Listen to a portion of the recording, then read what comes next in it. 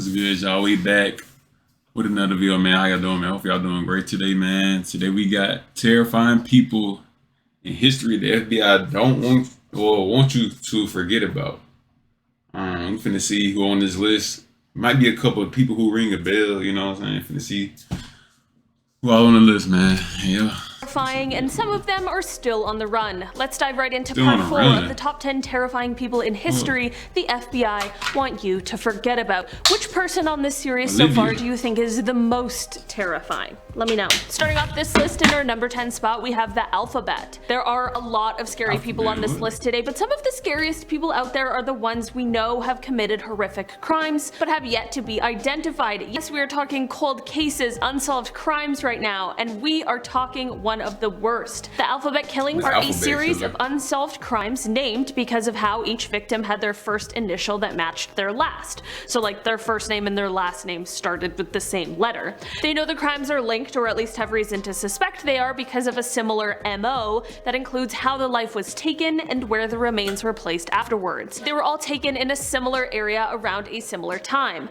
There are theories and suspects as to who could have committed these horrific crimes, but as of right now, no one knows for sure. These crimes were committed between 1971 and 1973 in Rochester, New York, and because of the timing, it's possible that whoever committed these crimes could still be alive, but perhaps they're not. Authorities, despite having an immensely difficult job placed in front of them, are still committed and trying to solve this case. In our number 9 spot today, we have John Wayne Gacy. With a nickname like Killer Clown, it is abundantly clear why everyone would want to stay away from this actual monster. He got his start in this horrifying nickname by being a clown for children's birthday parties, charitable events, and that sort of thing. According to Gacy himself, all of his crimes were committed inside of his ranch house, where he would lure his victims into. He would then trick them into wearing handcuffs under the pretense that he was going to show some sort of a magic trick, and from here the horror unfortunately ensued. It is thought that he took the lives of— So people came into this man's house, letting them put handcuffs on them. Bro, alright, bro. somewhere around 33 young men, most of which he buried in a crawl space in his home.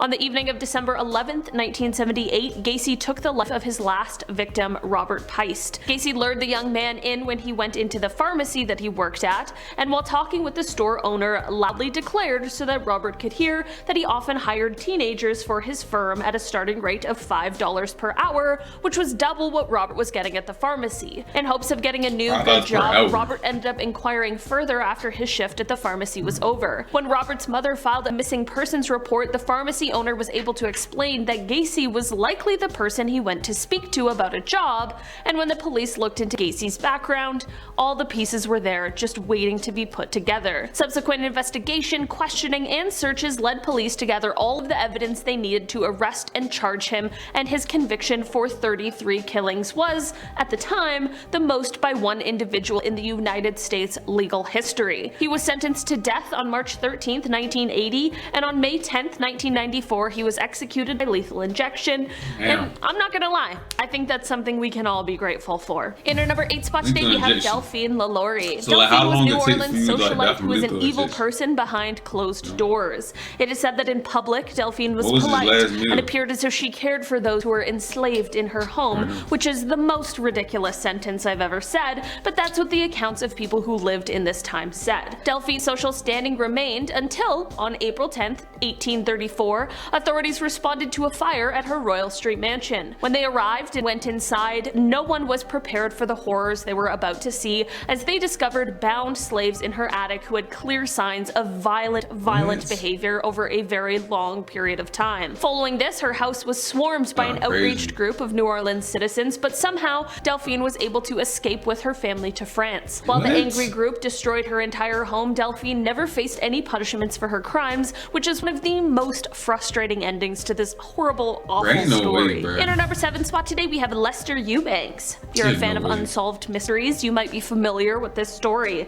Lester is a man who is convicted and sentenced to prison in 1966 for taking someone's life. In December of 1973, Lester was a part of an honor assignment that gave him the opportunity to be at the mall to do some Christmas shopping. While at the mall, he ended up escaping escaping custody and has been on the run ever since. Through investigations into his family and friends, police were led to a center for troubled youth where he was said to have been working, but Lester was nowhere to be found. The most recent development in this case came in 2019 when Lester's biological son agreed to give a DNA sample which could be used to link Lester to recent crimes and maybe give an idea on where he could be hiding, but FBI policies that you cannot search using a family member's DNA. It's crazy that someone could be on the run for so long without anyone recognizing or finding them. It makes me really wonder if anyone in his new life knows about his dark past. In our number 6 spot today, we have the Honolulu Killer. This is another one of those pesky, horrifying, unidentified serial who of course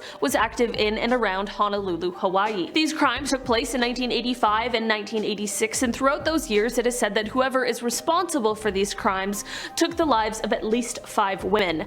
The women seemingly didn't have any connection to each other as they were all from different walks of life, but because of the gruesome similarities of each crime, authorities were able to determine that they were likely committed by the same person. Despite the years it's been, the perpetrator has never been identified and could still be out somewhere, hiding from taking responsibility for their actions. In our number 5 spot today, we have Daniel Perez. The FBI not doing their job, bro. All these people not getting caught. People still to this day is on the run. Man, FBI trash, man. Trash. Daniel Perez might be better known by his alias. Only thing FBI good for is RICO cases. Lou Castro, but he truthfully is just best not being known at all because he sucks. Daniel led a cult that was located on a 20-acre property in a rural area just north of Wichita. He convinced his followers that he had magical powers, and he told them all that he was a centuries-old angel who needed to commit some horrific crimes in order to stay alive. Weird story. These crimes would have certainly been more than enough to throw him on this list, but he of course just couldn't stop at committing one type of crime. He had to make sure he just really stole the show on being the worst. Basically, he had this clever idea to use his followers' life insurance policies to live a lavish lifestyle, like as if no one would think that's weird or suspicious. While some of these life insurance policies were collected through regular means, of course that kind of greed only leads to evil things, which of course means that he ended up taking one of his followers' lives so he could collect the cash. It is thought that he also contributed to the deaths of some of the other people's life insurance policies he cashed in on,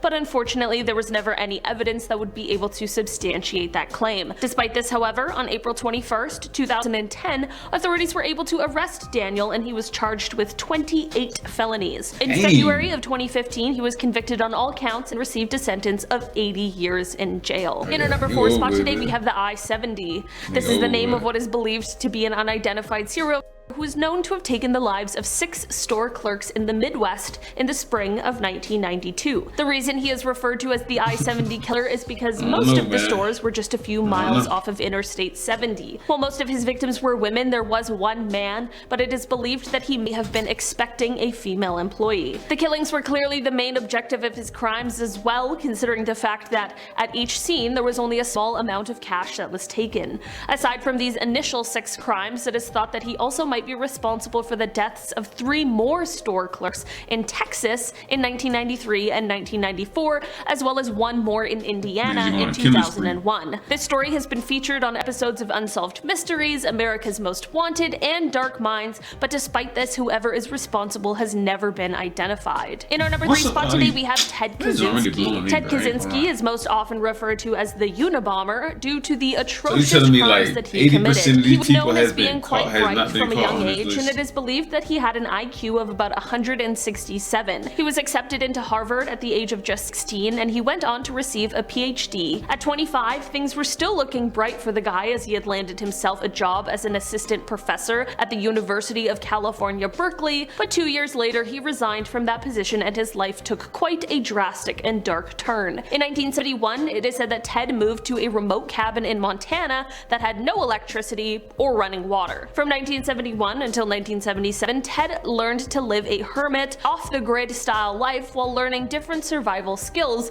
but once 1978 rolled around, he was ready to start his terror campaign. From here until 1995, he began a nationwide against people who were involved with modern technology. He planted these weapons or would mail them, and in the end took the lives of 3 people and severely injured 23. Just like many of these kinds of people, his own ego and delusions got in the way, because on April 24th, 1995, he got mad at people because they're using modern technology, bro.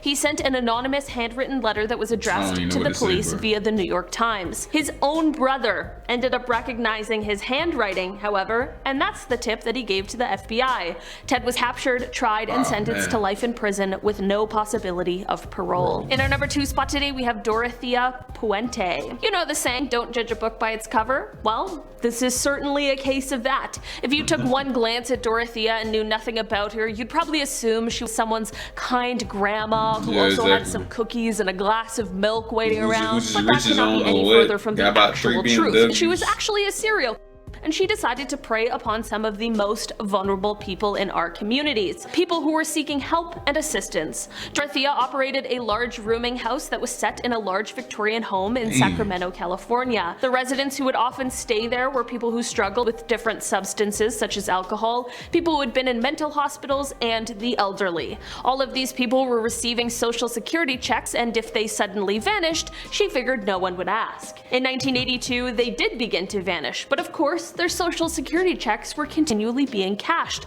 Of course, as it turns out, Dorothea was taking their lives and then their money. She has now been called the landlady from hell. In our number 1 spot today, we have Albert Fish. Albert is one of the oldest people on this list, but that does not mean his crimes were any less horrific than anyone else's. Dubbed the Brooklyn Vampire or the Moon Maniac or even the Boogeyman himself, it is clear that Albert was a terrible human being who did terrible things. In the early 1900s, Albert was arrested, tried, and convicted for killing and eating 3 people, but the horror was not over here. No, Albert began to claim that although people knew about 3, the number was actually closer to 100, and he even claimed that he had some in every state. That's disgusting. To make matters even worse, as if this wasn't already terrible enough, this deranged lunatic also sent a letter to the mother of one of his victims. He detailed everything about how he lured her and the rest of the horrific things that occurred afterwards, like how he proceeded to eat her over the course of 9 days.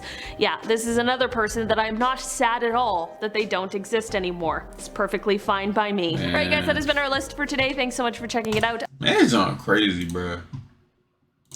Half of the people on the list ain't even been caught. They still out right now. They probably eating right now, having a good time. Yeah, man. 5 years ago, I just killed about 3 girls. I lured them inside my house, man. Did this and that to them. I'm still free. Ain't nobody call me now. Man. Hopefully y'all like the video, bro. It's crazy. Until next time, man.